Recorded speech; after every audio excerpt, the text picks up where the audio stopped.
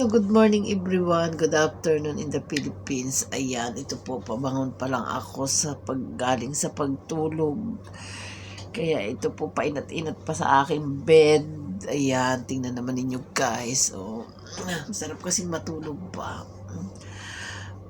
Nag-iisip ako kung anong magandang lulutuin, kung gulay ba o isda na uli. Ayaw ko na kasi ng manok at saka ng karning baka.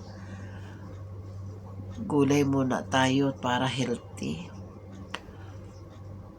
Magtingin na lang ako sa rep kung anong aking maluto. Kasi ang oras lang dito ay 8:00 ng umaga. Kaya ito pa, tambay-tambay muna ako sa aking bed para maganda yung pakiramdam. Tsaka painat-inat ba exercise na ganyan? Oh, exercise. Ayan guys, para yung ating buto sa likod ay magkapit-kapit.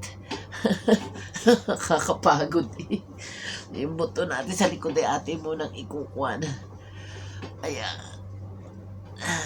Para yung maunat-unat ba. Ayan. Good morning everyone. Tulog pa ang aking diwa. Kumusta na po ang ating maghapon kahapon? Ingat-ingat po tayo, lalo na po sa Pinas, maulan. Ingat po tayong lahat guys. Ayan.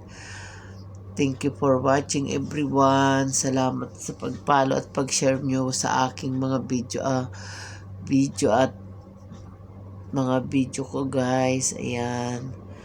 Thank you so much everyone. Mega shout out po. Good morning.